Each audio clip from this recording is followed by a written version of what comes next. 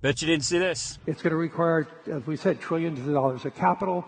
Governments cannot build these out alone. They don't have the wherewithal. And two, their deficits are starting to be mounting. And we spend too little time talking about the U.S. deficits and other countries' deficits. So this is going to all be the role of private sector. For those of you who don't know, that's Larry Fink, the CEO of BlackRock, talking about the biggest AI data centers that are being built in the United States. And much like the one in Utah, all of these data centers are being built without any approval by the public. Nobody's even asking. They're just doing it. But before I get ahead of myself, let me just tell you about the one in Utah. Watch this. So, Utah has approved a data center so massive, it's going to be more than twice the size of Manhattan. It's being built in the empty desert of northwestern Utah, near Snowville, close to the Idaho border. The project is called the Stratus Data Center, and it's being pushed by Kevin O'Leary from Shark Tank. And the power demand is even crazier. The site could eventually need up to 3 gigawatts of electricity, roughly the output of multiple nuclear reactors.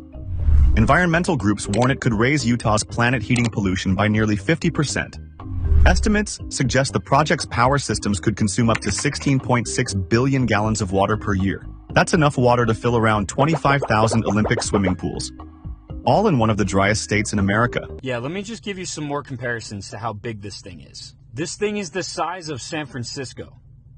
It's 80 times the size of Disneyland. It's bigger than all of Disney World.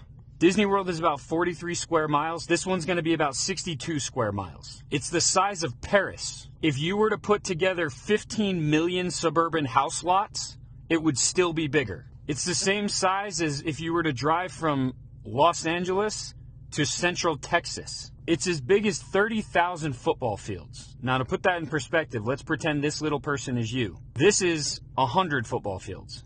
This is 1,000 football fields. This is 10,000 football fields. And this is 30,000 football fields.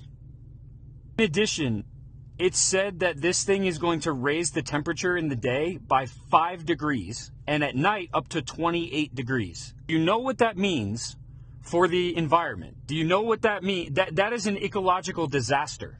But Mr. Wonderful, according to Oxfam, of the world's 85 richest people is equal to the 3.5 billion poorest people. It's fantastic. And this is a great thing because it inspires everybody, gets the motivation to look up to the 1% and say, I want to become one of those people. I'm going to fight hard to get up to the top.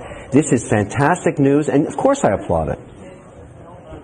What can be wrong with this? Really? It's a celebratory stat. I'm very excited about it. I'm wonderful to see it happen. who's backing this project, swears that Utah needs it and wants it.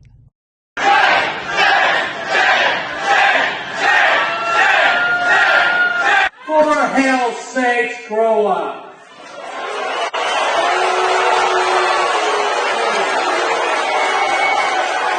Be quiet, Can you be quiet and let our citizens hear what needs to be said, please?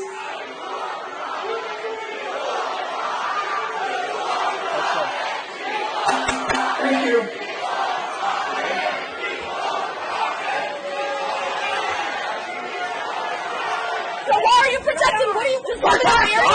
A very emotionally charged meeting as Box Elder County Commissioners moved to approve the Stratos project. That started with a protest outside before the meeting and then standing room only inside the huge exhibit hall. And after multiple interruptions, they decided to move into a smaller room and then broadcast it out to Zoom, which of course upset a lot of people. The commissioners say because land in Box Elder County is not zoned at all, that they really didn't have any way to stop this, and that by approving it now, they were able to get some concessions that were made by the developer. We certainly wish that we would have been brought to the table sooner, but the situation is where it's at, and the situation, in order for us to protect our county where we were at, needed to happen the way it did today. Now, what would you need that much data for? And this is only one of them. Remember, there's all those other ones that they're planning. What would you need all that data for? It would make sense if they were building the largest, most expensive AI surveillance system in human history. Sure would make sense. Yep. And that would also explain why Trump and like every billionaire in the world went to China just a couple weeks ago.